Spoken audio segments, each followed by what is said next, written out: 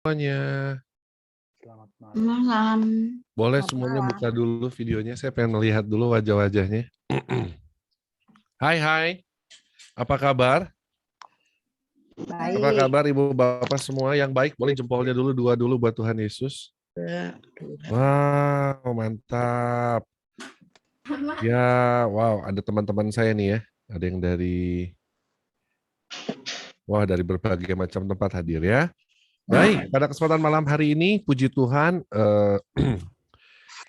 saya dikasih kesempatan, mungkin boleh dibuka dulu sama PD atau langsung saya, silakan. Silahkan langsung Bro Tony aja. Langsung ya, oke, baik. Oleh sebab itu, terima kasih buat PD PKK Kalvari, Lubang Buaya yang sudah boleh mengundang saya di acara pada malam hari ini. Dan PD kita hari ini, menurut tadi tim, semuanya dari saya semua ya, terima kasih. Dan suatu kehormatan buat saya, kebanggaan juga boleh berbicara dan boleh membawakan pujian penyembahan pada malam hari ini. Dan nanti kita akan sama-sama merenungkan sebuah tema tentang persekutuan para kudus. Karena kita baru saja kemarin merayakan untuk misa ya, merayakan misa untuk semua arwah umat beriman ya, misa arwah untuk semua umat beriman. Dan 2 hari yang lalu kita baru saja juga merayakan ya hari raya para kudus. Oke. Dan oleh sebab itu pada kesempatan malam hari ini sangat tepat untuk kita boleh sama-sama merenungkan sebuah tema tentang persekutuan para kudus dan apa yang harus kita persiapkan dan segala hal kita akan bahas malam hari ini. Tentu saja pasti menarik ya. Dan baik, pada kesempatan ini siapa yang merasa diberkati Tuhan boleh lambaikan tangannya semua. Ya. Diberkati Tuhan semua ya. Yang merasa diberkati Tuhan pada malam hari ini, saya ingin ajak kita semua untuk boleh sama-sama kita mau memuji Tuhan, kita mau katakan Tuhan, satukan hati kami biar kita semua boleh bersama-sama memuji dan menyembah Tuhan. Amin. Semua boleh lambaikan tangannya. Yeay. Satukanlah hati kami ya Tuhan. Semua bernyanyi ya, dalam hati masing-masing, dalam rumah masing-masing, walaupun posisi mic-nya di mute. Yes. Satukanlah hati kami Tuhan, satukanlah hati kami untuk memuji dan menyembah, oh Yesus Tuhan dan Rajaku. Eratkanlah tali kasih di antara kami semua, oh Yesus Tuhan dan Rajaku. Berlambaian tangan dalam satu kasih, berlambaian tangan dalam satu iman, saling mengasihi di antara kami, keluarga kerajaan Allah. Semua bertepuk tangan dong buat Tuhan Yesus yang menyatukan kita. Sebab Tuhan mengatakan bahwa jadilah mereka satu, sama seperti aku dan Bapa adalah satu ya. Itu adalah doa Yesus kepada Bapanya di surga supaya kita semua bersatu. Oleh sebab itu kita boleh bersyukur pada malam hari ini, kita boleh sama-sama bersyukur buat setiap anugerahnya dalam setiap kehidupan kita. Sekali lagi kita nyanyi dari awal ya. Satukanlah hati kami untuk memuji dan menyembah, oh Yesus Tuhan dan Rajaku. Eratkanlah tali kasih di antara kami semua, oh Yesus Tuhan dan Rajaku. Berlambaian tangan dalam satu kasih, berlambaian tangan dalam satu iman, saling mengasihi di antara kami, keluarga kerajaan Allah. Berlambaian tangan dalam satu kasih, berlambaian tangan dalam satu iman, saling mengasihi di antara kami, keluarga kerajaan Allah. Keluarga kerajaan Allah. Boleh berikan tepuk tangan buat Tuhan kita. Luar biasa. Siapa yang merasa sukacita boleh lambaikan tangannya semua. Wow, luar biasa, semua penuh dengan sukacita ya.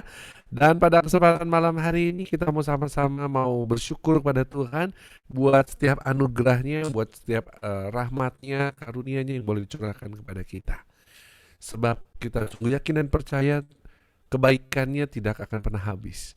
Dia adalah Allah yang setia, dia adalah Allah yang selalu penuh dengan kemurahan.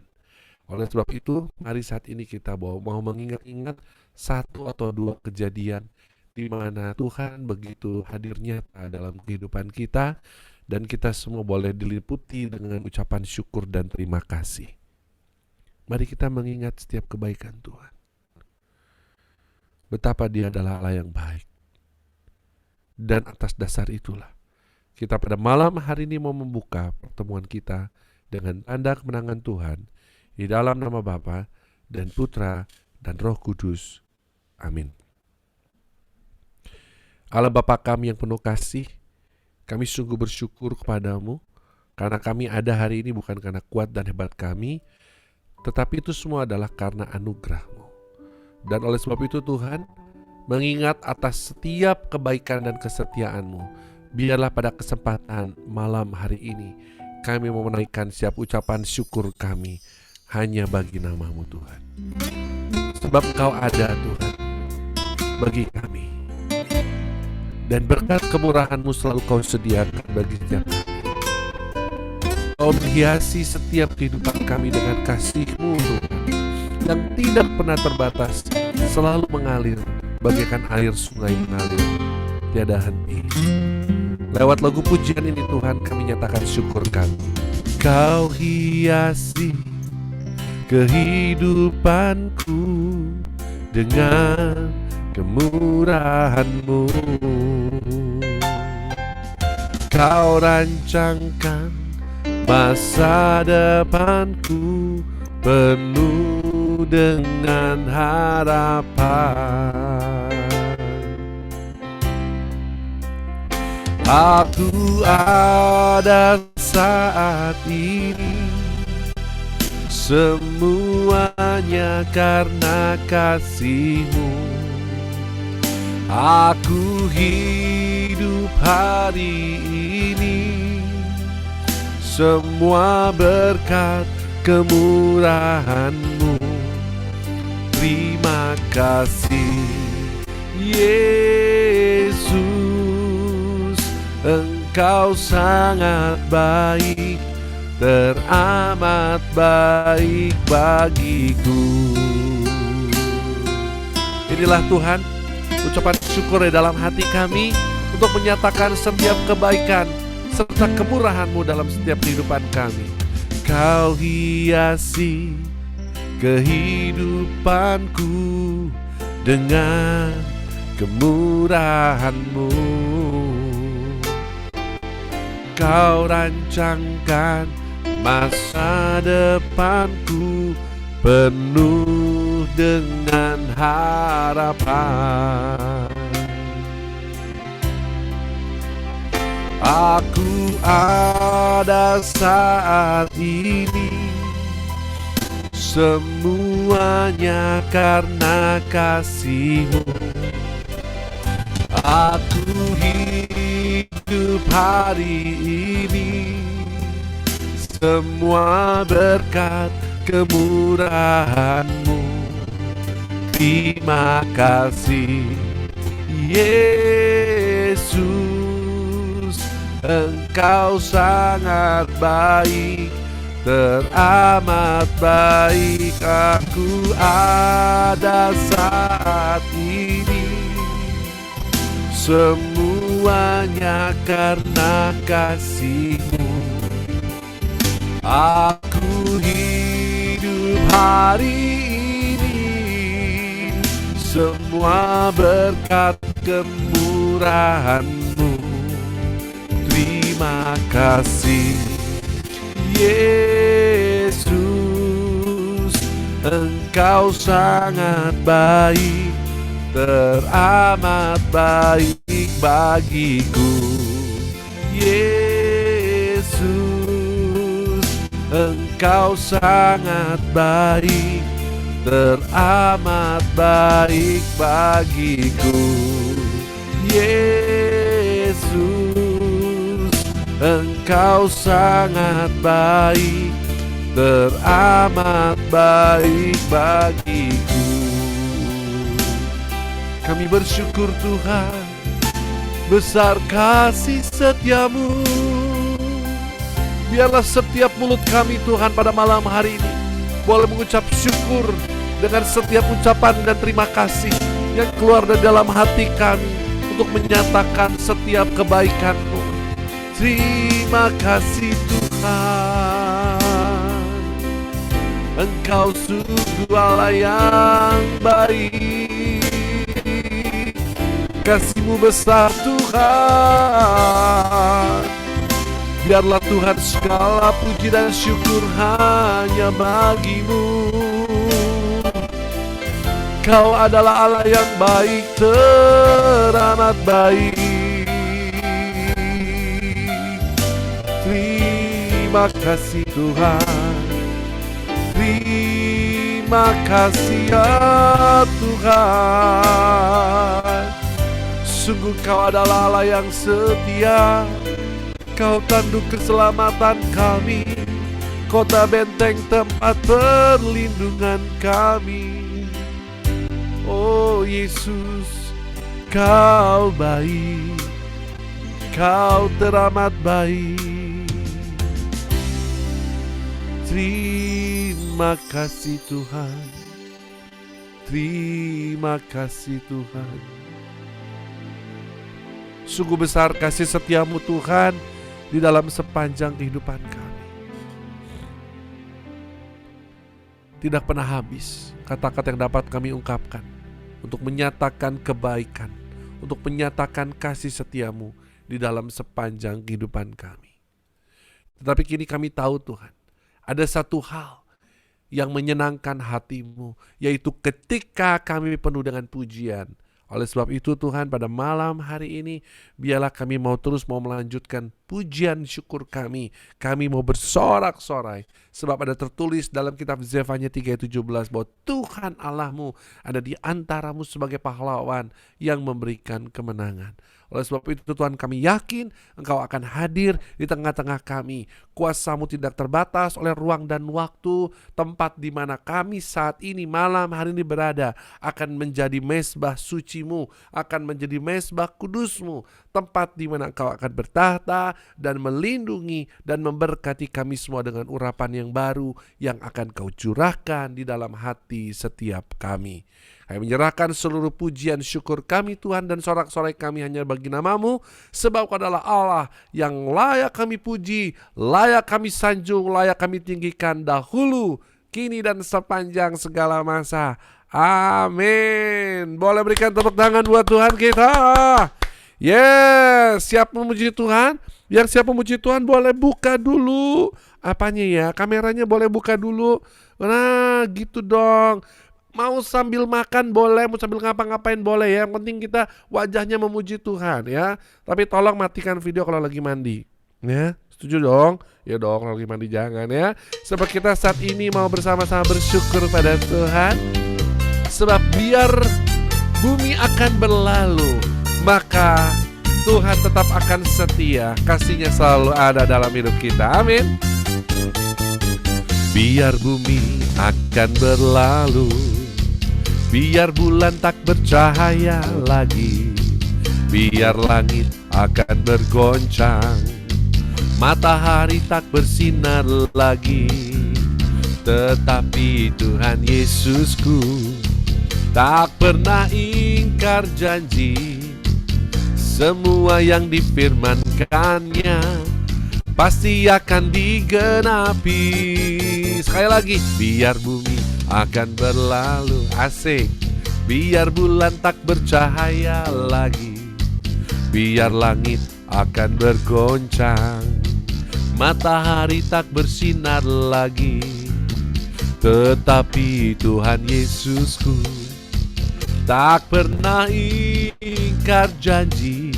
Semua yang difirmankannya pasti akan digenapi. Shalalalalala, saya cinta Yesus. Shalalalalala, Yesus cinta saya. Shalalalalala, saya cinta Yesus. Shalalalalala, Yesus cinta saya. Akan berlalu. Semua nyanyi yo. Biar bulan, walaupun mic-nya di mute tapi nyanyi ya. Biar langit. Nah gitu dong. Tetapi Tuhan Yesusku, asik, tak pernah. Semua yang difirmankannya, amin. Semua bernyanyi. Shalalalalala, saya cinta Yesus. Shalalalalala, Yesus cinta saya. Shalalalalala, saya cinta Yesus. Shalalalalala, Yesus cinta saya. Shalalalalala, saya cinta Yesus. Shalalalalala, Yesus cinta saya. Luar biasa. Tepuk tangan dong buat Tuhan kita. Mantap. Puji nama Tuhan. Masih ingin memuji Tuhan? Siapa yang masih ingin memuji nama Tuhan boleh lambaikan tangannya. Yes, sebab Dia adalah Tuhan yang setia. Dia bahkan mau lahir buat kita, Dia mati buat kita, Dia bangkit untuk kita, dan Dia sudah membuktikan bahwa Dia adalah Allah yang sungguh-sungguh sangat mencintai kita. Semua boleh bergoyang, come on. Pada Kalvari, semua bergoyang buat Tuhan Yesus. Dia lahir untuk kami, Dia mati untuk kami, Dia bangkit untuk kami semua. Dia itu Tuhan kami, Dia itu Allah kami, Dia Raja di atas segala raja. Dia itu firman Allah yang turun ke bumi, asik, yang jadi sama dengan manusia. Dia Yesus sobat kami, Dia Yesus Tuhan kami, Sang penebus juru selamat dunia. Dia lahir, Dia mati untuk siapa? Amin. Dia bangkit untuk siapa? Yes, untuk Anda dan saya. Amin. Dia itu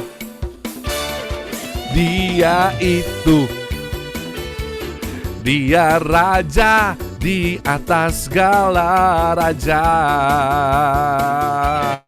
Dia itu firman Allah yang turun ke bumi, yang jadi sama dengan manusia.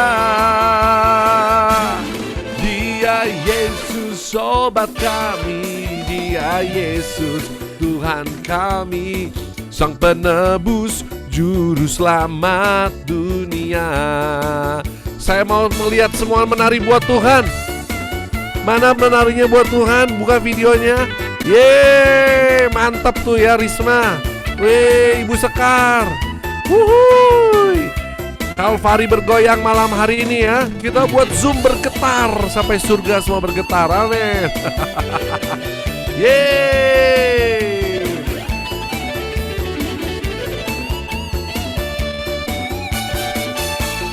Dia lahir untuk kami, Dia mati untuk kami, Dia bangkit untuk kami semua. Dia itu Tuhan kami, Dia itu Allah kami, Dia Raja di atas segala raja.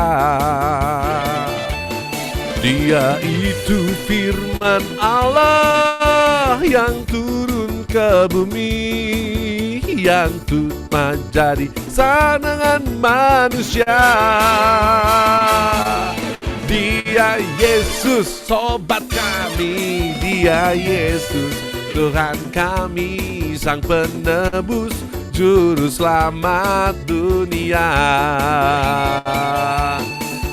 Penebus, Juru Selamat dunia, Sang Penebus, Juru Selamat dunia. Boleh berikan tepuk tangan buat Sang Penebus, Juru Selamat dunia, Yesus namanya. Amin. Siapa yang merasakan sukacita boleh lambaikan tangannya. Wow, luar biasa. Mukanya berubah sih memang ya dari awal sampai akhir ya. Aduh, tadi begitu masuk mukanya masih datar-datar, sekarang udah penuh dengan sinar terang kemuliaan Tuhan. Puji Tuhan. Dan pada kesempatan malam hari ini setelah kita memuji Tuhan, mari saat ini kita mau menyembah Tuhan. Sebab firman Tuhan katakan apa? Ketika kita menaikkan setiap pujian, Tuhan bertahta. Dan ketika sekarang Tuhan sudah bertahta di atas setiap pujian kita, mari saat ini kita mau menyembah Dia. Ketika kita menyembah Dia, maka urapannya akan tercurah atas kita. Amin. Ketika kita menyembah Tuhan, maka hadiratnya hadir memenuhi setiap kita. Mari kita siapkan hati. Tuhan, pada malam hari ini, setelah kami memuji-Mu, setelah kami meninggikan nama-Mu, perkenankan kami untuk kami mau lebih dalam lagi menyembah-Mu Tuhan. Perkenankan pada malam hari ini kami mau merasakan hadirat-Mu. Kami mau sungguh-sungguh menikmati kasih-Mu. Dan curahkanlah Tuhan Roh Kudus-Mu atas setiap kami. Kami mau menanggalkan setiap apapun pergumulan, masalah, tantangan dalam kehidupan kami. Tapi kami hanya mau memandang Engkau. Kami hanya memandang salib-Mu. Dan kami yakin dan percaya saat kami menyembah-Mu, ada kuasa yang terjadi, kuasa yang Kau curahkan atas kami. Inilah Tuhan hati kami yang menyembah-Mu. Hadirlah Tuhan, sebab Kau adalah Allah yang kudus, yang layak kami sembah. Saat ku menyembah-Mu, Roh-Mu bekerja. Saat ku memuji-Mu, Kau bertahta di atas pujian. Sekali lagi Tuhan, kami nyatakan saat ku menyembah-Mu, Roh-Mu bekerja.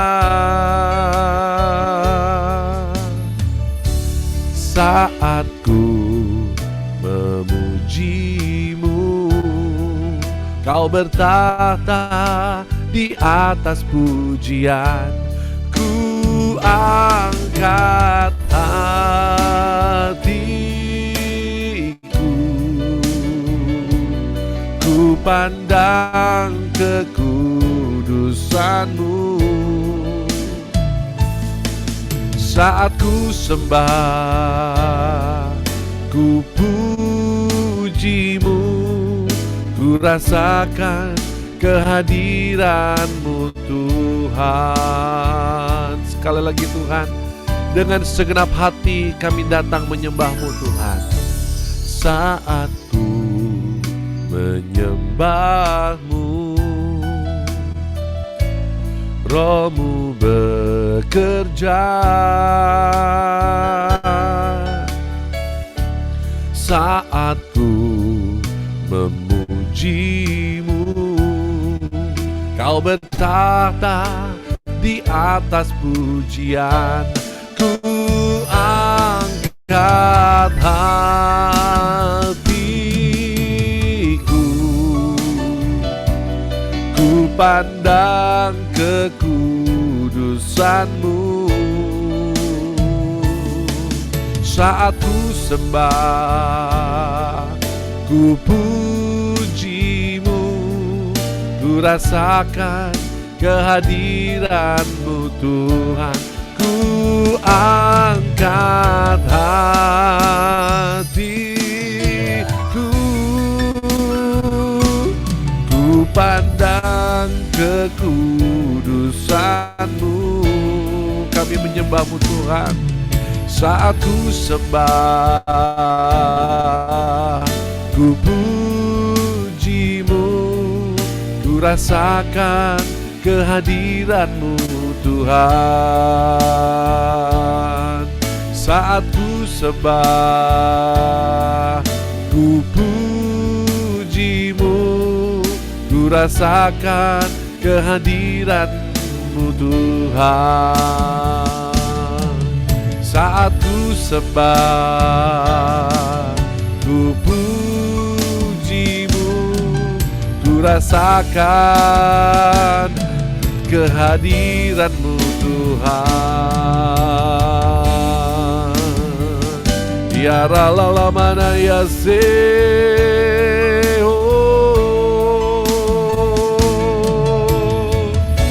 kami sembah Kau Tuhan, sebab Kau Allah yang layak kami sembah. Oh haleluya. Kira ralala mana ya kira rara mana ya kia sankia rara pataya kia.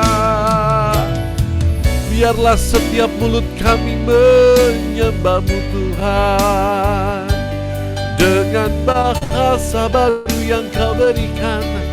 Ya kiara la la la la pada ya kiara la la la mana ya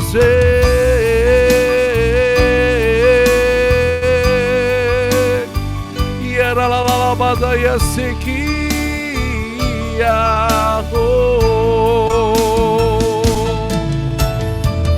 Kami bebaskan roh kami Tuhan. Kira la la pada ya kiara la la la la la la pada ya se.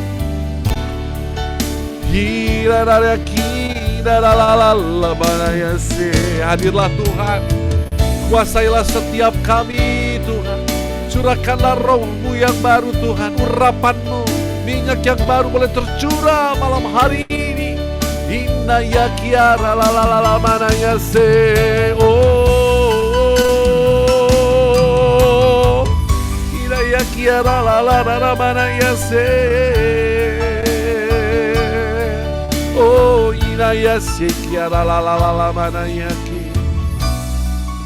Ina ya sekiara la pada ya ke.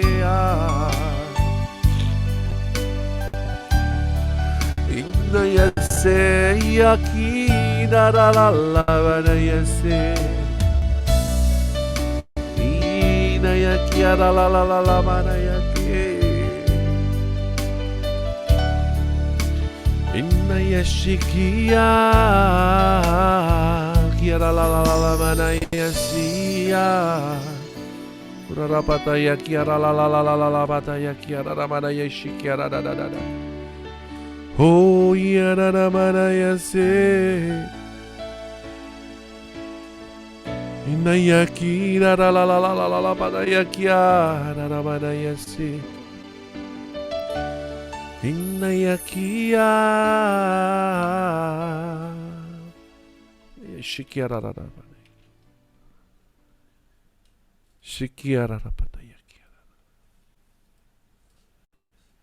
Janganlah takut dan janganlah gentar, hai anak-anakku.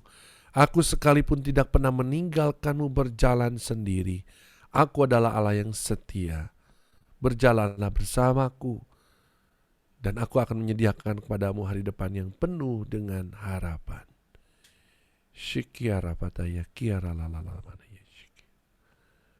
Apabila ada dari teman-teman yang mendapatkan pesan dari Tuhan, nubuat atau sabda pengetahuan, sampaikanlah malam hari ini.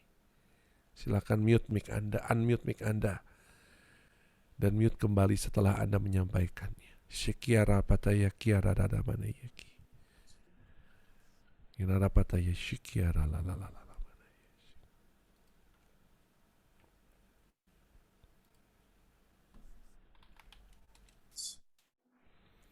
Inaya shikiara la la la.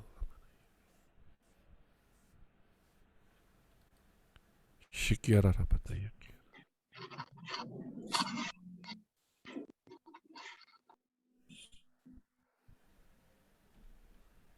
Shikiara rapataya.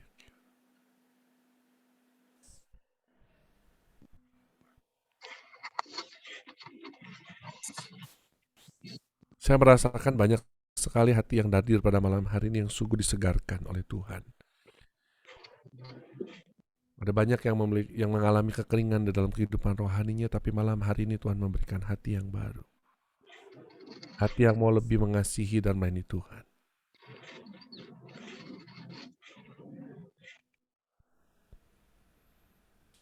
Terima kasih Tuhan Yesus.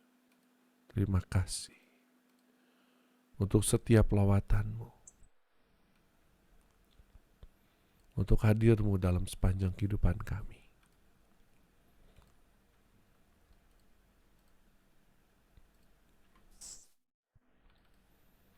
Dan pada malam hari ini Tuhan,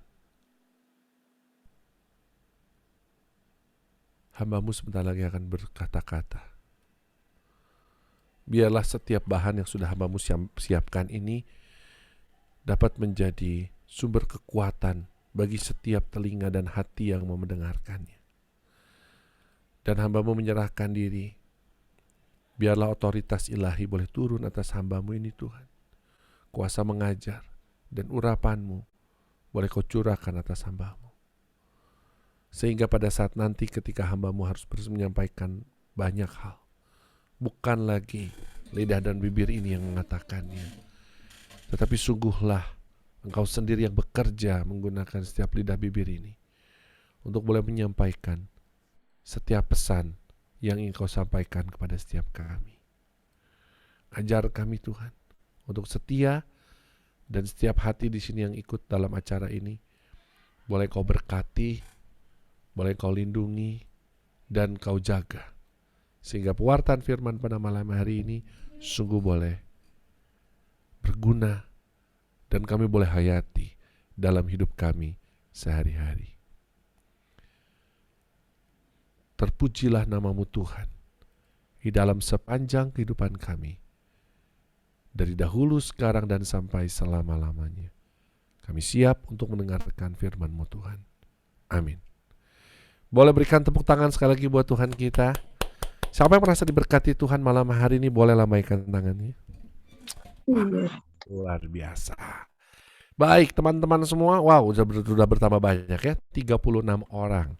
Dan pada kesempatan ini ada sebuah tema yang saya suka membawakan tema ini. Kenapa? Karena tema ini adalah sebuah tema yang kali banyak orang pengen tahu, kepo ya. Apalagi tentang dunia lain, apalagi tentang tema-tema tentang kematian dan lain sebagainya. Nah, saya membawakan sebuah tema berjudul Persekutuan Para Kudus. Mari saat ini kita mau melihat apa yang mau Tuhan sampaikan kepada kita melalui firman-Nya pada kesempatan malam hari ini. Saya akan mempersiapkan diri kita, tapi sebelumnya siapa yang sudah siap untuk mendengarkan dan menikmati firman, boleh kasih jempol dulu 2 dong layarnya. Hai, mantap ya. Oke, silakan santai aja ya. Mau sambil makan, sambil minum, sambil ngemil, ngambil ngasuh anak, ngasuh cucu, nggak apa-apa, bebas ya. Yang penting buka video ya, supaya saya nggak ngomong sendiri. Baik, kita akan mulai. Coba lihat ibu bapak semua, kemarin 2 hari yang lalu ya, kita membahas memperingati Hari Para Kudus ya, All Saints Day. Lalu kemarin kita berdoa untuk di dalam misa arwah untuk semua umat beriman. Dan hari ini yang saya katakan bolehlah ya kita membahas tentang persekutuan para kudus. Apa itu persekutuan para kudus? Saya akan mulai ngebut aja bahannya karena panjang ya, karena sangat menarik topik ini. Saya suka membagikan ini. Saya ingin menyampaikan mengenai rahasia 3 dunia. Apa itu 3 dunia? Saya bukan mengada-ngada. Semua yang saya bagikan malam hari ini berdasarkan ajaran resmi dari Gereja Katolik. Ya, jadi saya mengambil dasarnya, dasar biblisnya segala macam dari Alkitab dan dari ajaran Gereja Katolik. Katekismus Gereja Katolik nomor 1475 mengatakan demikian. Dalam persekutuan para kudus, di antara para beriman, apakah mereka telah ada di dalam tanah air surgawi, atau masih menyilih di tempat penyucian, atau masih berziarah di dunia, benar-benar terdapat satu ikatan cinta yang tetap dan satu pertukaran kekayaan yang berlimpah. Lihat, saya stop dulu di sini. Ada 3 dunia, yaitu tanah air surgawi, ada tempat penyucian, dan ada tempat perziarahan di dunia. Dan persekutuan para kudus itu adalah hubungan erat dari antara segala sesuatu yang ada di tanah surga dengan yang di tempat penyucian dan yang masih ada di dunia. Lanjut lagi ya. Dalam pertukaran yang mengagumkan ini, kekudusan seseorang dapat berguna untuk orang lain. Dan malahan lebih daripada dosa seseorang dapat merugikan orang lain. Dengan demikian, penggunaan persekutuan para kudus dapat membantu pendosa yang menyesal bahwa ia lebih cepat dan lebih berdaya guna dibersihkan dari siksa-siksa dosanya. Inilah kekayaan gereja kita. Inilah yang kalau boleh dikatakan kenapa Tony Chan mau jadi Katolik sampai hari ini. Karena ada persekutuan para kudus ini. Bahwa ternyata ketika kita di dunia ini, kita pun bisa berdoa buat jiwa-jiwa di api penyucian. Kita juga didoakan oleh jiwa-jiwa yang ada di tanah air surga. Betapa indahnya hidup orang Katolik kalau menghayati hal ini. Bahwa kita berada di salah satu dunia, yaitu di tempat perziarahan ini. Nah, lalu berikutnya. Oke, mari kita lihat sama-sama bagaimana ketiga dunia ini. Mari kita lihat dari Ibrani bab 11 ayat 16. Ini dasarnya kitab suci. Dan karena di ayat ini digambarkan bagaimana suasana tanah air surga. Lihat, di sini mengatakan begini ayatnya. Tetapi sekarang mereka merindukan tanah air yang lebih baik, yaitu satu tanah air surgawi. Sebab Allah tidak malu disebut Allah mereka karena ia telah mempersiapkan sebuah kota bagi mereka. Pertama-tama kita harus tahu bahwa tanah air surgawi itu adalah tanah air yang kita rindukan. Betul ya? Kita harus pegang dulu ini ya. Lalu berikutnya, kita juga mau melihat bahwa tanah air surgawi itu adalah kondisi di mana Allah tidak malu disebut Allah mereka. Kenapa Allah tidak malu disebut Allah mereka? Karena orang atau jiwa-jiwa yang masuk ke tanah air surga adalah jiwa-jiwa yang sudah dikuduskan, adalah jiwa-jiwa yang sudah disucikan. Tidak mungkin ada sesuatu bisa masuk ke dalam surga kalau tidak dikuduskan terlebih dahulu. Kalau bukan sesuatu yang kudus, bukan sesuatu yang suci. Itu maksudnya. Sehingga Allah tidak malu disebut Allah mereka. Inilah kondisi tanah air surga. Itulah makanya kenapa dalam iman kita, ketika kita meninggal, kita tidak langsung masuk surga, tetapi kita memasuki suatu fase yang disebut tempat penyucian.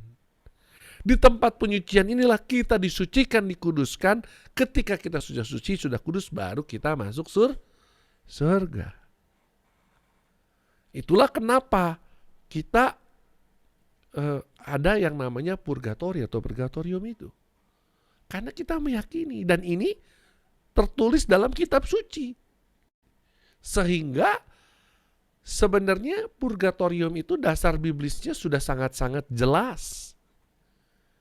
Allah tidak malu disebut Allah mereka, sebab segala sesuatu yang masuk surga sudah dikuduskan, sudah disucikan. Kenapa kita harus disucikan, dikuduskan? Karena ketika kita meninggal, kita masih membawa sisa-sisa keberdosaan kita, betul nggak? Itu sebab kita perlu disucikan terlebih dahulu. Sebab sesuatu yang masuk surga itu harus yang suci dan kudus. Mari kita lihat lagi di tanah air surga ya. Ini ceritanya di surga itu setiap hari sibuk. Ya, kenapa? Karena banyak orang ngantri mau masuk. Apalagi musim COVID banyak yang meninggal, betul ya. Jadi surga agak-agak sibuk ya, agak-agak hektik. Gak kalah sama Wisma Atlet Jakarta. Ya, sibuk. Lihat gambaran ini saya suka. Kenapa saya suka gambaran ini? Karena digambarkan orang-orang atau jiwa-jiwa yang masuk surga, mereka semua sudah berjubah putih. Artinya sudah disucikan. Artinya sudah dikuduskan. Tidak mungkin kita masih punya kelekatan akan dunia tetapi kita masuk surga. Nggak mungkin. Maka kita perlu disucikan terlebih dahulu. Ini penting. Nah, apa itu tanah air surga? Tanah air surga adalah asal mula setiap manusia. Kita percaya bahwa kita semua asalnya dari sana. Betul nggak? Setuju nggak? Setuju ya? Semua dari kita asal mulanya ya dari surga. Nggak ada kan dari kita yang lahir bukan dari surga? Ada dari batu gitu? Nggak ada ya? Ada yang lahirnya keluar dari Kinder Joy? Nggak ada ya. Masa lahir keluar dari Kinder Joy ya? Nggak ada. Semua kita berasal dari surga. Dan tujuan akhir hidup kita setelah kematian, setelah kebangkitan kemana? Ke surga. Ya, tujuan kita nanti begitu mati dan bangkit kita masuk surga. Inilah tujuan kita dan asal mula kita. Nah, kondisinya bagaimana sih di surga? Kondisinya bagaimana? Ini bukan sok tahu ya, Tony Chen bukan sok tahu ya. Oke, kondisi surga itu konon katanya berdasarkan dari kitab Wahyu ya, bersama para kudus dan malaikat. Dan isinya puji-pujian kepada Allah Bapa. Betul ya? Disebut surga itu ya karena ada tanah air surga bersama para kudus dan malaikat. Karena memang para kudus dan malaikat tempatnya di surga. Dan di tanah air surga, jiwa-jiwa yang sudah masuk surga, dia dapat berdoa, mereka dapat berdoa bagi jiwa-jiwa yang ada di api penyucian dan bagi jiwa-jiwa yang masih berjalan di dunia. Kondisinya seperti ini. Dan saya mengambil dari banyak kitab Wahyu. Nanti kita bahas juga ya. Nah, para kudus malaikat ada di surga. Dan di surga isinya puji-pujian kepada Allah Bapa. Nah, konon katanya di surga sana isinya puji-pujian. Toh kita setiap kali kalau merayakan misa juga sama ya, betul? Bersama dengan nyanyian seluruh malaikat surga yang tak henti-hentinya berseru, kudus, kudus, kuduslah Tuhan, Allah segala kuasa. Surga dan bumi penuh kemuliaan-Mu, terpujilah Engkau di surga. Diberkatilah yang datang dalam nama Tuhan, terpujilah Engkau di surga. Artinya tidak henti-henti, pujian dan penyembahan itu terjadi di surga.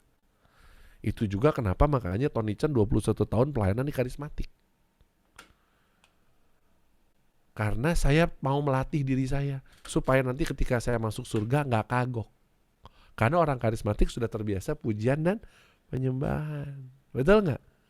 Kasih jempol dulu dong buat PD. Nah iya dong, jadi makanya rajin datang ke PD. Kenapa? Nanti begitu kita masuk surga ya, ketika kita udah masuk surga nih, tiba-tiba ada ibu-ibu nyamperin nih, Bu, gimana caranya pujian dan penyembahan sih? Kita dalam hati bisa ngebatin gini, pasti dulu waktu hidup bukan orang PD ini ya. Kalau orang PD udah terbiasa memuji dan menyembah Tuhan. Karena ketika kita memuji dan menyembah Tuhan, kita menghadirkan hadirat Allah. Kita menghadirkan suasana surga di tempat kita memuji dan menyembah. Nah, ini sesuatu yang baik juga ya.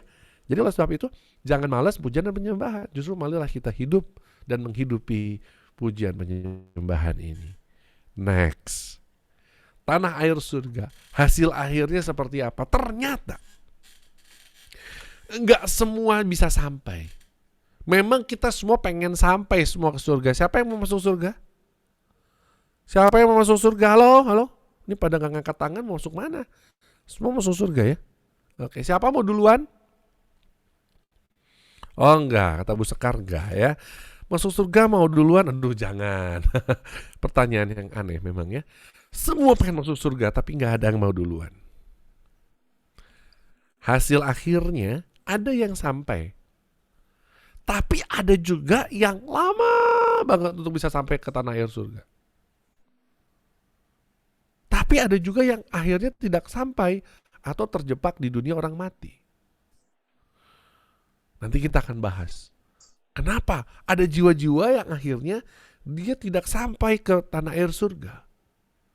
Dia terjebak di dunia orang mati. Saya tidak mengatakan neraka ya, tapi terjebak. Ya mungkin ya itu kan menjadi nerakanya kan. Kalau nggak masuk surga berarti kan neraka, betul ya. Tapi ini yang saya pelajari seperti ini. Bahwa hasilnya ada orang yang sampainya cepat. Artinya proses di tempat penyuciannya singkat, ekspres. Karena dosanya sedikit. Tapi untuk orang-orang yang dosanya banyak, mungkin yang lama banget untuk bisa masuk surganya ya. Dia tampil tempat penyuciannya. Bisa.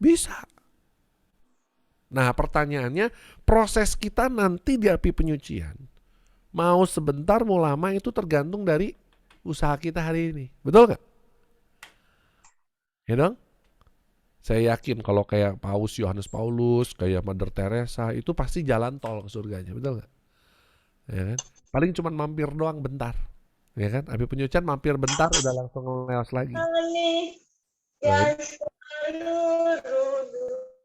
Ya. Nah, oke, teman-teman lanjut lagi. Mari kita lihat sekarang tempat api penyucian. Tadi bicara mengenai surga, sekarang bicara tempat penyucian. Apa itu tempat penyucian? Mari kita lihat. Tempat penyucian adalah tempat pelunasan atas hukuman dosa atau penitensi. Jadi seringkali banyak orang salah kaprah. Banyak orang Katolik salah kaprah. Salah kaprahnya gimana? Salah kaprahnya gini. Kan saya waktu di dunia sudah mengaku dosa. Lewat romo, lewat pastor, sakramen, rekonsiliasi. Kenapa saya begitu meninggal harus masuk ke tempat penyucian? Pertanyaannya seringkali begitu. Sakramen rekonsiliasi itu adalah sakramen pengampunan dosa. Dosa-dosa kita diampuni sebab Allah Maha Rahim.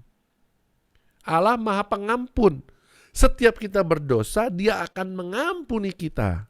Selama kita mau mengakukan setiap dosa dan berjanji untuk tidak melakukannya, Dia pasti akan mengampuni.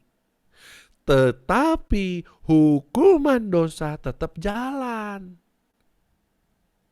Dan kita harus melunasinya di tempat penyucian. Logikanya begini. Saya punya anak. Anak saya udah kasih tahu, jangan pergi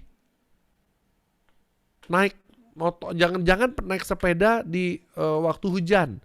Karena kamu nanti akan masuk angin dan jatuh karena jalan licin. Saya sudah memberikan perintah seperti itu. Jangan naik sepeda hujan-hujanan karena nanti kamu akan jatuh dan kamu masuk angin. Tapi anak saya bandel. Dia tetap naik sepeda hujan-hujanan dan benar jatuh. Ketika dia pulang ke rumah, saya mungkin marah. Tetapi apakah saya langsung mengusir anak saya? Tidak. Saya tetap merangkul anak saya, tetap menerima dia sebagai anak saya, tetap mengasihi dia, betul? Saya mengampuni dosa dia? Enggak, pasti mengampuni. Tapi hukumannya dia akan terima enggak? Terima. Dia masuk angin dan dia terluka kakinya. Apakah dengan saya mengampuni dia, lalu lukanya langsung sembuh bim salah bim? Lalu apakah dengan saya mengampuni dia, lalu dia langsung tidak masuk angin? No, hukuman tetap harus jalan. Akibat dari dosa tetap harus kita lunasi di tempat penyucian. Inilah iman kita. Jadi bagaimana caranya supaya kita nanti dia tempat penyucian, dia penyucian itu gak lama-lama? Jangan banyak dosa. Supaya penitensinya sedikit. Pelunasan hukuman dosanya sedikit.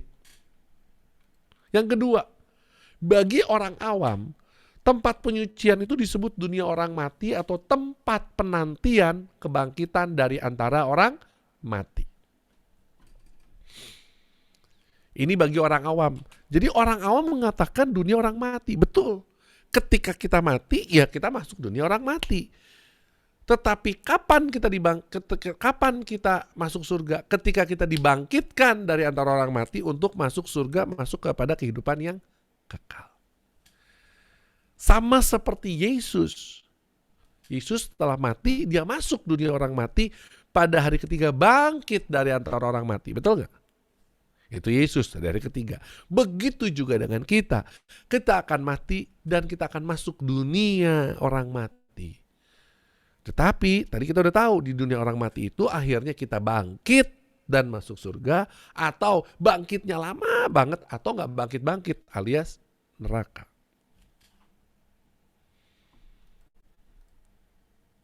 Saya suka sekali dengan gambar ini. Coba lihat gambar yang ada di atas. Coba lihat gambar yang ada di atas kepala saya. Gambar ini saya suka kenapa? Karena menggambarkan apa? Ada seorang pastor sedang mempersembahkan perayaan Ekaristi. Lihat di tengah-tengah. Di kiri kanan pastor itu ada para uskup, sebelah kanan itu para uskup, para pastor, imam, orang-orang yang melayani di gereja. Yang sebelah kiri, kalau Anda lihat gambar sebelah kiri ya, sebelah kiri sana adalah orang-orang umat kita, umat-umat yang hidup berziarah di dunia ini. Dan di tengah-tengahnya Ekaristi sebagai pusat sumber kehidupan kita. Lihat di atas ada orang yang tangannya terbuka begitu, itu adalah Allah Bapa, Allah Putra dan Allah Roh Kudus. Ada lambang Roh Kudus soalnya di sana. Allah Tritunggal Maha Kudus. Lalu lihat di atas kiri kanannya ada gambar apa? Itu para kudus, santo dan santa, pelindung kita. Dan itu yang di sebelah kiri dan sebelah kanan juga ada juga di sana jiwa-jiwa yang sudah masuk ke surga. Adanya di sana. Tapi yang menarik apa? Coba lihat di paling bawah dari gambar itu. Di gambar di paling bawah menggambarkan apa? Itulah dunia orang mati. Itulah api penyucian. Itulah purgatori. Bayangkan, orang-orang yang ada di dunia yang di tengah itu, ketika mereka meninggal, mereka akan masuk ke bawah, ke dunia orang mati. Tetapi pada saatnya, waktu Tuhan, jiwa-jiwa di api penyucian akan diangkat oleh para malaikat naik ke surga. Indah ya? Dan jalan tol untuk jiwa-jiwa di api penyucian naik ke surga adalah perayaan Ekaristi. Makanya gambarnya seperti itu. Kapan terjadinya?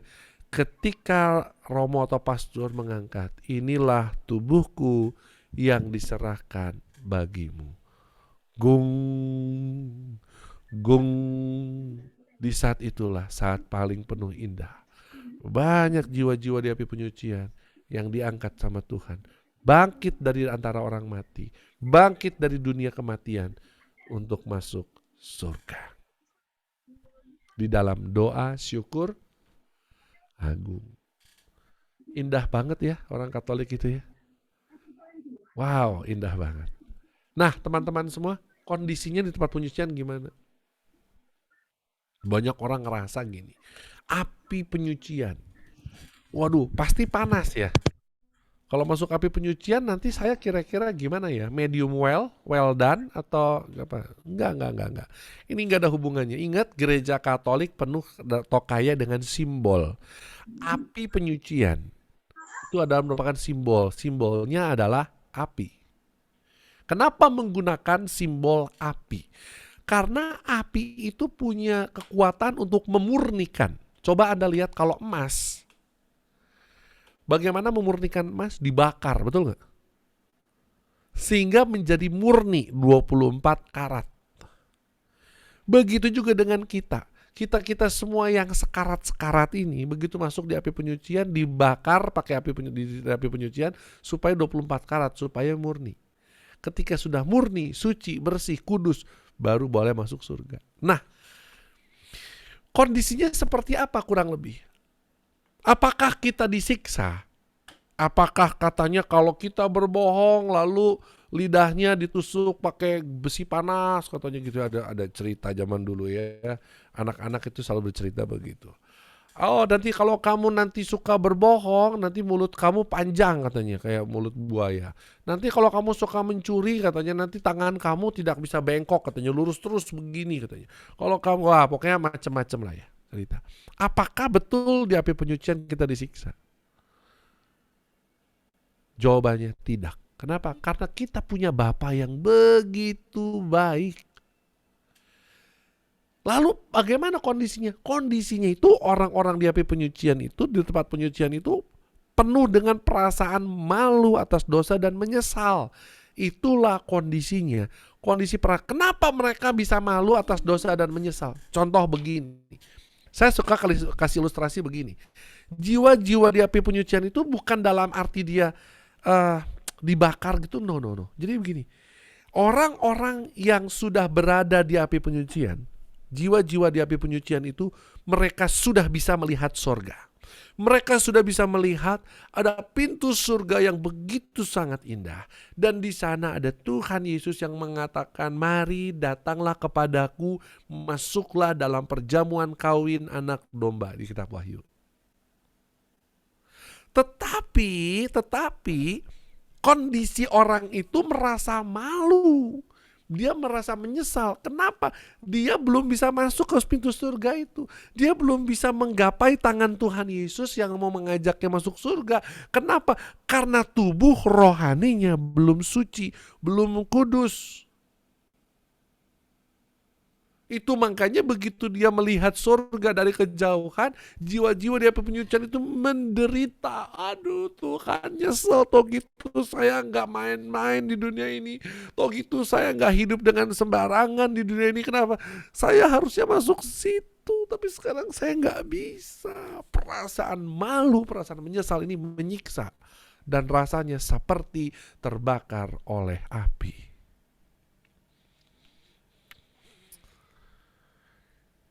Jadi jangan salah persepsi dengan api penyucian Allah mau menghukum kita, Allah mau memukul kita, Allah mau. No, api penyucian justru itu adalah sarana penuh rahmat.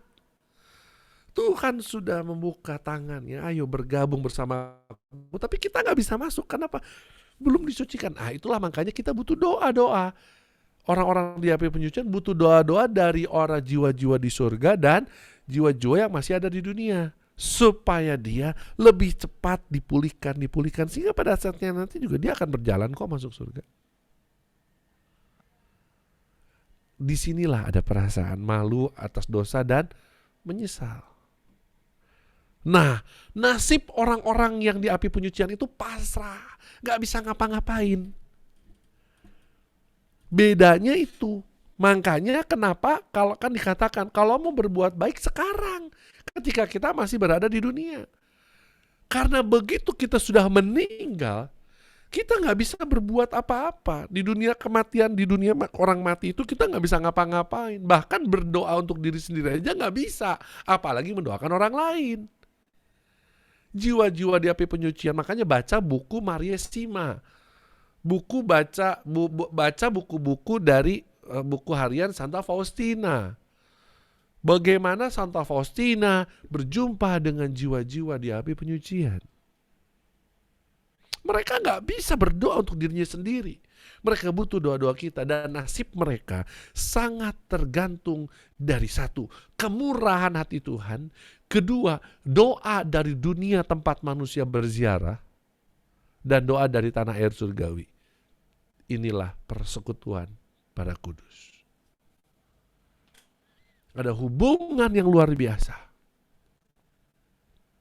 Itu makanya kenapa kita harus berdoa arwah setiap misa 2 November.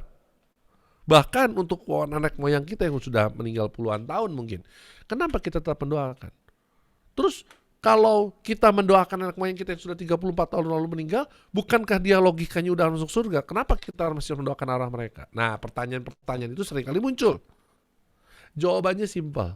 Jawabannya gini. Kita kenapa harus berdoa?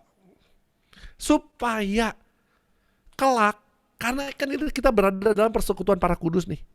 Saya berdoa untuk jiwa-jiwa yang ada di api penyucian. Saya berdoa. Saya masih hidup sekarang. Saya berdoa untuk jiwa-jiwa yang penyucian. Suatu hari kelak, jiwa-jiwa itu akan masuk surga, betul? Dan pasti Tony Chen akan mati, betul? Siapa yang mendoakan Tony Chen ketika di api penyucian? Ada jiwa-jiwa yang pernah Tony Chen doakan. Ketika seorang Tony Chen mendoakan jiwa-jiwa yang di api penyucian, dan Tony Chen giliran masuk api penyucian, maka jiwa-jiwa itu akan mendoakan supaya Tony Chen cepat masuk surga.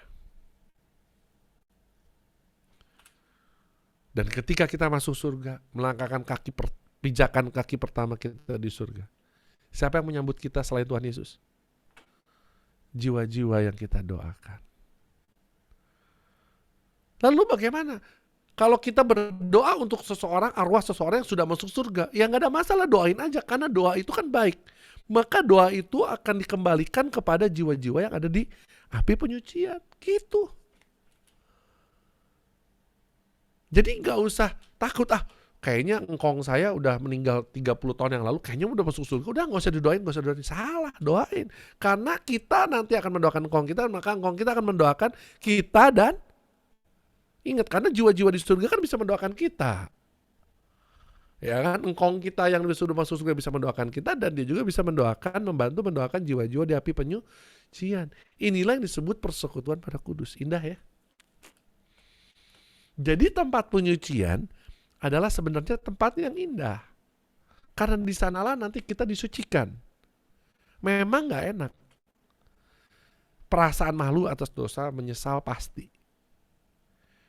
Ya, kalau saya sering kali membayangkan api penyucian itu kondisinya perasaannya seperti apa? Perasaannya gini, di depan Anda ada sirloin steak yang enak banget, ya, tetapi mulut Anda semuanya sariawan. Menderita nggak? Pengen makan tapi nggak bisa makan, sariawan. Atau pengen makan steak, steaknya enak banget tapi giginya ompong semua. Menderita nggak? Gimana ceritanya ompong tapi makan steak? Menderita. Nah, kayak begitu rasanya. Penderitaannya itu bukan karena Allah menghukum kita, tetapi karena dosa-dosa kita sendiri. Kita dihukum. Menyesal. Ya, nanti kalau ada sempat waktu boleh tanya jawab. Next, saya akan tampilkan. Nah, ini gambaran yang saya suka. Sama, ya. Cuman yang menarik dari gambar ini apa? Saya mau sembunyikan dulu badan saya. Sorry.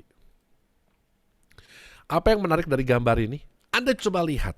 Di bagian tengah itu adalah dunia tempat manusia bisa bebas berbuat dosa. Saya suka banget lukisan ini. Lukisan ini bercerita banyak. Ya, Anda lihat sekarang malaikat yang ada di tengah. Anda coba lihat, ada di tengah-tengah ada malaikat. Ya. Itu adalah menggambarkan malaikat yang menjemput seseorang untuk masuk ke alam kematian. Malaikat itulah yang membawa kita ke dunia bawah, dunia orang meninggal, di bagian bawah. Di bagian bawah itu adalah jiwa-jiwa yang meninggal, orang-orang meninggal. Jiwanya dibawa ke dunia orang mati. Boleh dikatakan api penyucian lah ya. Gitu ya. Tapi lihat di bagian bawah, setelah Anda melihat jiwa-jiwa itu, lihat di sebelah kiri, bagian kiri. Di bagian kiri ada malaikat gelap di dalam bentuk tengkorak. Sedangkan di sebelah kanannya ada malaikat terang berbaju warna merah bersayap. Mau menggambarkan malaikat terang dan malaikat gelap. Malaikat gelap di sebelah kiri dengan tengkorak dan membawa tombak. Betul ya?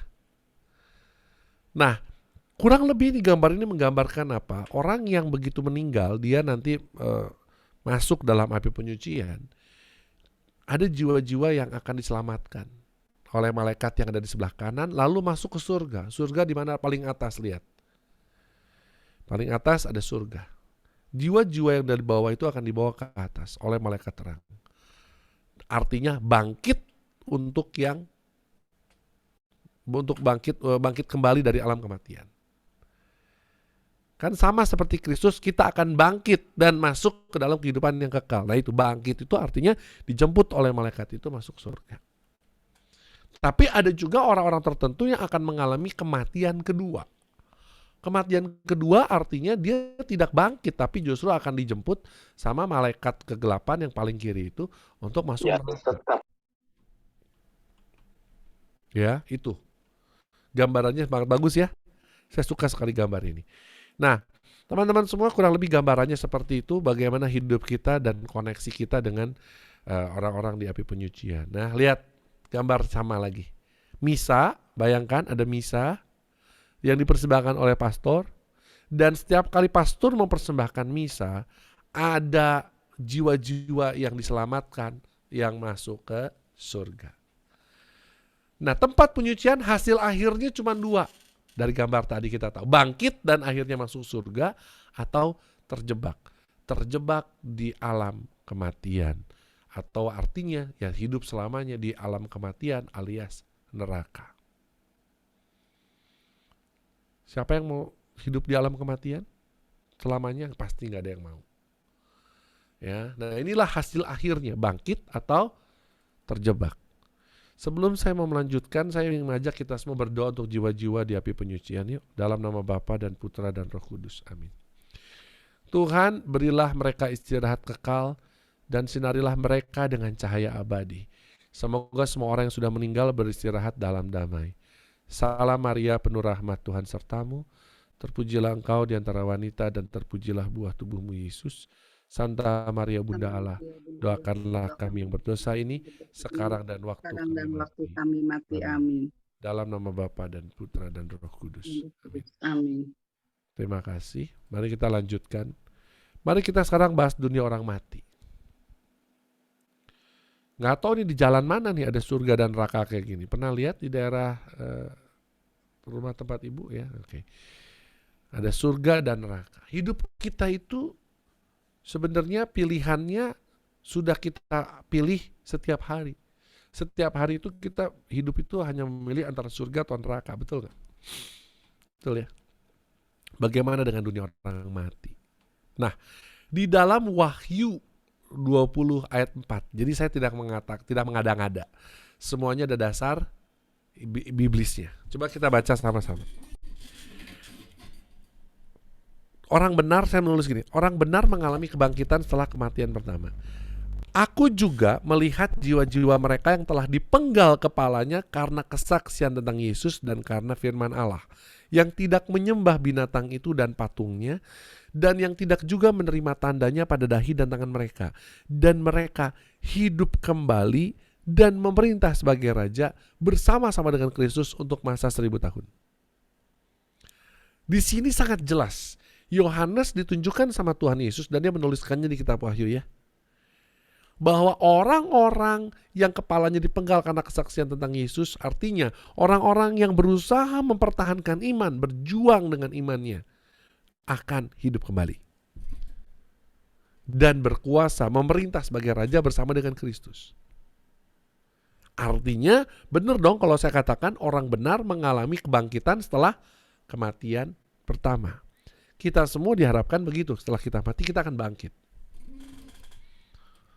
Lalu berikutnya, Sedangkan orang sesat tidak mengalami kebangkitan, tetapi akan dihakimi berdasarkan kitab kehidupan, dilemparkan kepada lautan api. Nah, di sini menggambarkan neraka.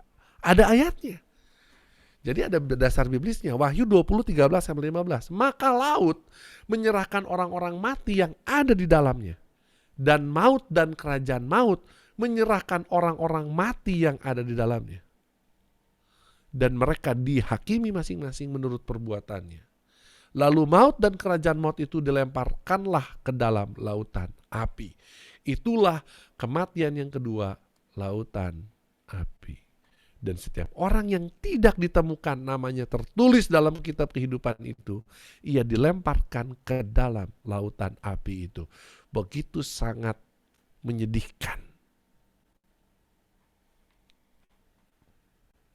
Bukan kata-kata Tony Chan. Kata-kata firman Tuhan. Ada kematian kedua, yaitu lautan api. Dengan kata lain, semua orang pasti begitu meninggal akan masuk ke dalam purgatori. Ketika mati masuk purgatori. Tapi masalahnya apakah akan bangkit dan masuk surga atau malah mati yang kedua kali, lautan api. Inilah yang disebut neraka.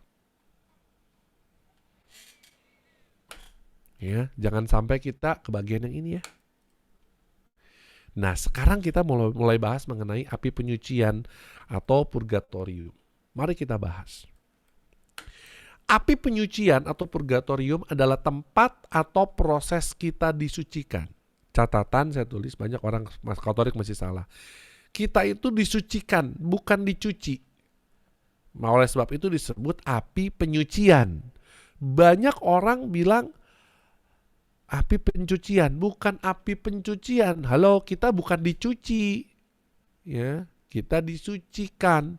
Kalau kita dicuci bolehlah ya, nanti di peti masukin rinso, dicuci kan. Enggak lah ya. Kita bukan dicuci tapi disucikan. That's why makanya kita menyebutnya api penyucian, purgatorium. Bukan suatu. Jadi gini, disebut di situ kalau saya udah baca dari buku adalah tempat atau proses kita disucikan. Tapi sebenarnya lebih tepatnya lagi adalah bahwa api penyucian adalah suatu kondisi. Kondisi di mana jiwa kita setelah kita meninggal itu disucikan. Kalau tempat takutnya nanti orang bingung, tempatnya di mana? Di bawah tanah, di langit, atau di beda dimensi dengan di dunia ini? Nah, orang bingung. Jadi sebenarnya jawaban yang tepat adalah situasi atau suatu keadaan, kondisi. Tempatnya nggak tahu karena saya belum pernah mati. Nanti kalau saya udah pernah mati, saya datengin ibu-ibu semua, saya kasih tahu ya. Jangan dong. Ya, mengerikan. Intinya adalah proses kita disucikan. Ada ajarannya. Katekismus Gereja Katolik dokumen 1030 sampai 1032 mengatakan gini.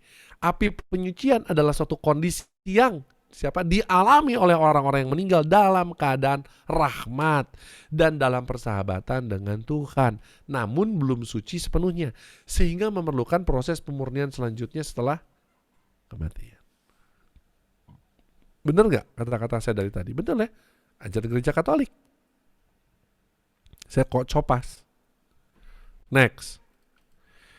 Nomor dokumen berikutnya kan 303132.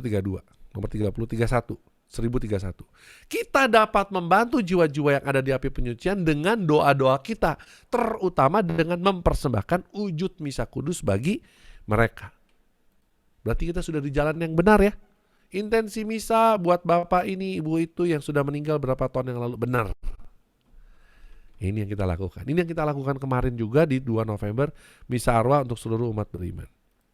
Yang ketiga, yang ketiganya habis. Oke, pokoknya ini kesimpulannya ini ya. Oke, next. Kita bahas lagi. Dasar biblisnya apa sih api penyucian itu? Seringkali saudara-saudari kita dari Kristen Protestan, dia suka cari-cari. Kalau lu masuk api penyucian, kalau di agama gua langsung masuk surga katanya. Padahal ada dasar biblisnya. Ada dasar biblisnya ibu bapak. Di Wahyu 21 ayat 27, tidak mungkin masuk ke surga sesuatu yang najis. Anda baca sendiri di rumah ya. Nanti bahannya kalau mau Halo. saya bisa kasih. Ya. Iya. Iya. Nanti bahannya kalau mau saya bisa kasih. Tidak mungkin masuk ke surga sesuatu yang najis. Harus yang kudus. Ibrani 11 ayat 16 tadi. Matius 12 ayat 32, Yesus secara eksplisit mengungkapkan mengenai ada dosa yang bisa diampuni di kehidupan mendatang. Artinya ada suatu proses, ada suatu keadaan, Yesus secara eksplisit mengatakan itu, bahwa akan ada suatu proses di mana orang sebelum masuk surga akan melakukan proses penyucian. Baca ya nanti ya. 1 Korintus 3 ayat 15. Paulus mengatakan bahwa pekerjaan kita akan diuji oleh Tuhan dan diselamatkan lewat api. Artinya ada api penyucian yang akan menyelamatkan kita, yang membuat kita akhirnya bisa masuk surga. Dan 2 Timotius 1, 16-18, Paulus berdoa bagi arwah Onesiforus, sahabat yang meninggal. Sebenarnya mereka tahu, tapi mereka gak percaya. Jadi ibu-ibu, teman-teman semua, Paulus aja berdoa bagi arwah sahabatnya. Artinya ya memang dasar biblisnya ada. Masih ada lagi 1 Petrus 1 ayat 7. Rasul Petrus mengajarkan pada akhir hidup kita iman kita akan diuji. Lagi Rasul Petrus loh ini loh. 1 Petrus 3, 18-20. Rasul Petrus menjelaskan tentang roh-roh yang terpenjara. Kalau gak percaya baca. Ya karena waktu gak mungkin. Saya baca semua. 1 Petrus 4 ayat 6, Injil diberitakan kepada orang mati. Ini mau mengatakan apa? Ada jiwa-jiwa di api penyucian yang perlu kita doakan. Nah kalau yang 2 Makabe memang adanya di Deuterokanonika. Yudas Makabe mempersembahkan kurban silih buat para pahlawan perang. Dan memang intisari dari ajaran gereja Katolik mengenai purgatorium dari kitab 2 Makabe ini. Ya, jadi ceritanya kurang lebih saya ceritakan. Yudas Makabe, salah satu tentara Allah, berperang nih. Ketika berperang itu ada pihak, ada ya pasti ada tentaranya lawan mati, tentara dia juga ada yang mati kan. Ketika dia melihat tentara dia yang mati, dia kaget setengah mati bahwa ternyata tentara yang mati adalah tentara-tentara yang megang jimat. Sedangkan tentara-tentara yang tidak megang jimat, yang sungguh-sungguh percaya kepada Tuhan, hidup. Yudas Makabe melihat itu merasa sangat berdosa. Aduh, kenapa kok bisa ada tentara saya yang masih megang jimat, masih percaya jimat gitu ya. Akhirnya dia mempersembahkan kurban kepada Tuhan. Dia mohon ampun untuk silih untuk para pahlawan perang, untuk tentara-tentaranya yang mati dalam kondisi dia belum sempat bertobat. Nah, itulah dasar dari api penyucian atau intisari dari api penyucian. Oke, 3 fakta penting lagi mengenai purgatorium. Bahwa ternyata berdoa bagi orang meninggal itu adalah perbuatan kasih, di mana menurut Luther tidak mempengaruhi keselamatan. That's why makanya kitab Makabe dihapus, Deuterokanonika dihapus. Ya, itu makanya pengikutnya Luther tidak berdoa bagi orang meninggal. Sedangkan kita, ketika kita berdoa bagi orang meninggal, bagi orang-orang meninggal, kita sudah melakukan perbuatan kasih, silih. Yang kedua, ternyata berdoa bagi arwah adalah tradisi sejak tahun 1 sebelum Masehi di tanah Palestina. Artinya, Yesus pun sebenarnya sudah terbiasa berdoa bagi arwah orang mati. Ini fakta. Fakta yang ketiga, kitab Makabe itu bukan rekayasa gereja Katolik. Kisah tentang Yudas Makabe itu sudah selesai ditulis antara tahun 104 sampai 63 sebelum Masehi. Artinya sebelum Tuhan Yesus hadir, kitab Makabe itu sudah ada. Dan karena Yesus adalah orang yang selalu ada di bait suci, pasti Yesus pun membaca kisah tentang Yudas Makabe yang mempersembahkan silih bagi arwah para pahlawan perang. Ya, ini fakta penting. Silakan kalau nggak percaya Anda cek di Google. Google aja bisa jawab. Ya, bahwa kita memang seperti itu. Nah, lalu berikutnya. Sekarang daripada kita pusingin masalah kematian, api penyucian, dan surga neraka, lebih baik kita mempersiapkan diri untuk memasuki hari kematian. Betul dong. Ini yang lebih penting. Jadi saya mau menyampaikan 4 persiapan memasuki hari kematian. Karena kita nggak tahu. Kita itu kan sekarang nggak tahu ya siapa yang akan mati duluan, betul? Karena umur yang lebih tua tidak menjamin dia yang duluan mati. Sebaliknya yang muda juga belum tentu dia akan lebih panjang umur, belum tentu. Jadi saya sering kali kalau ditanya bagaimana cara menyikapinya, ngapain lu pusing-pusingin masalah mati, nanti lu gimana? Yang penting lu hidup bagaimana. Bukan masalah nanti mati lu bagaimana, yang penting lu hidup sekarang bagaimana. Banyak orang pusing masalah kematian. Padahal lebih penting, banyak orang itu takut mati, padahal yang benar tuh harusnya takut hidup. Yang pertama, mari kita sama-sama menyadari bahwa Tuhan datang seperti pencuri. Firman Tuhan katakan, karena kamu sendiri tahu benar-benar bahwa hari Tuhan datang seperti pencuri pada malam hari. 1 Tesalonika 5 ayat 2. Kalau kita selalu menyadari bahwa Tuhan tuh bisa mengambil nyawa kita kapanpun, kita pasti nggak akan berbuat sesuatu yang buruk, betul nggak? Makanya kita harus selalu mengenang hari kematian. Jangan-jangan besok saya mati. Nah bayangin deh, kalau besok saya mati, apa yang akan kita lakukan hari ini? Apakah mungkin kamu maki-maki pasangan? Mungkin maki-maki anak? Nggak mungkin. Karena kita tahu besok mau mati. Ternyata besok nggak mati. Sama, kita harus punya pikirannya besok bakal mati. Jadi pasti saya akan melakukan yang terbaik hari ini. Betul kan? Penting menyadari bahwa Tuhan datang seperti pencuri. Yang kedua, berjaga-jaga. Ada waktunya bensin kehidupan kita akan end. Dari full and empty. Firman Tuhan katakan begini.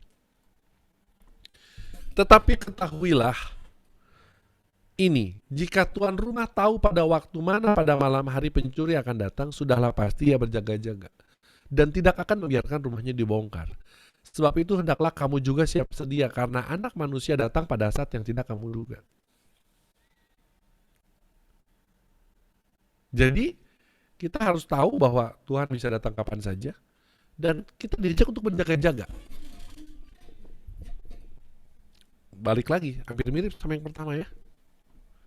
Berjaga-jaga. Yang ketiga, lepaskan dari segala keterikatan dunia. Coba lihat di sini bacaannya seperti apa. Janganlah kamu mengumpulkan harta di bumi. Di bumi ngengat dan karat merusakannya, dan pencuri membongkar serta mencurinya. Tetapi kumpulkanlah bagimu harta di sorga.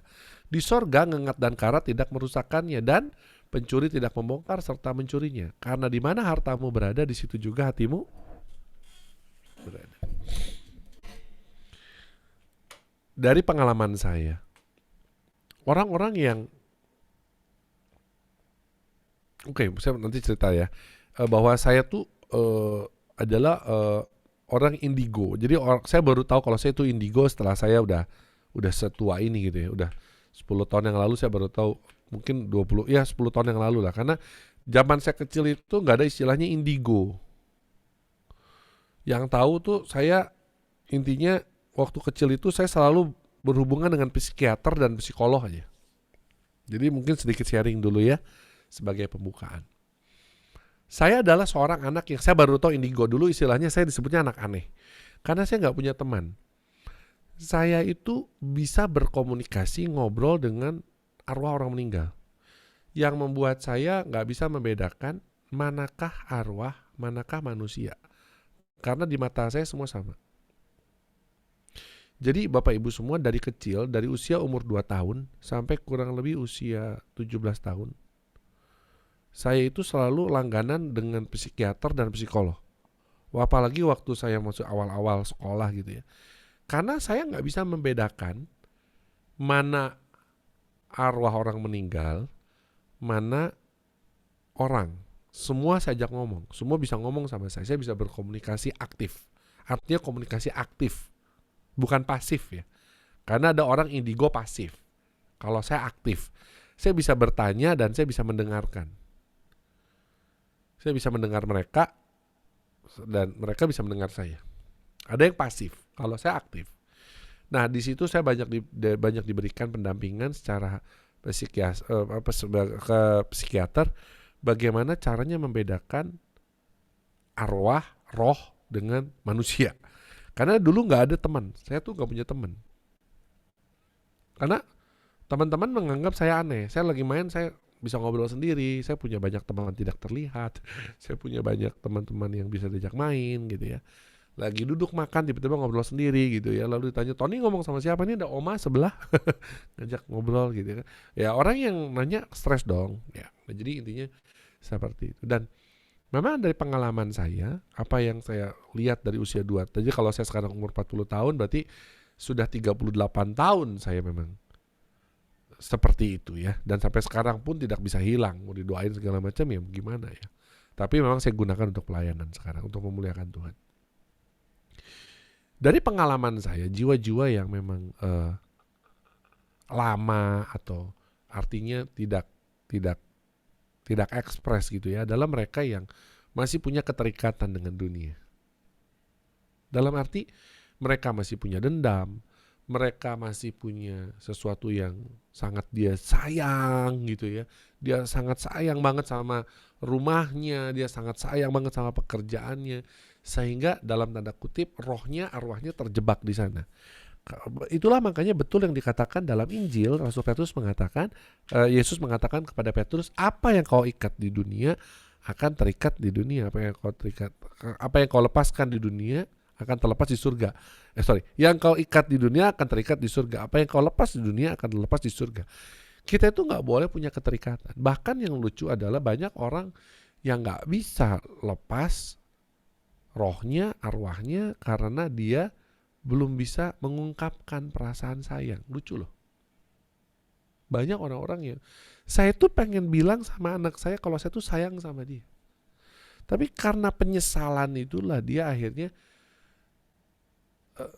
nggak bisa lepas, gitu ya.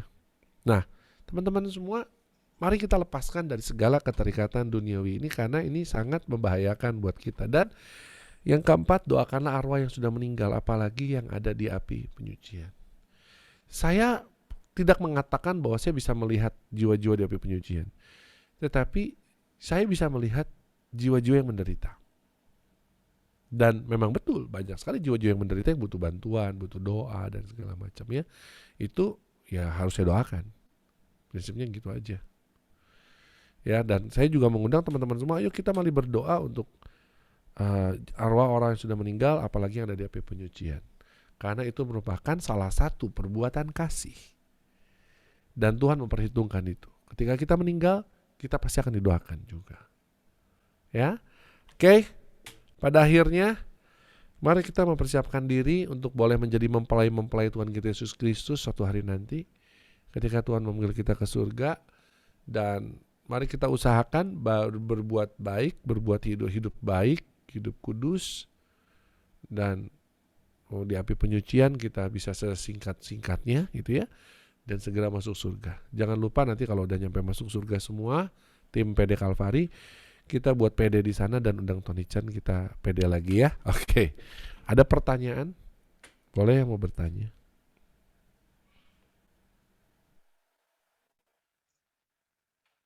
Ada yang mau bertanya? Boleh. Tanya apa aja berkaitan dengan tema kita. Mau tanya Bro Tony.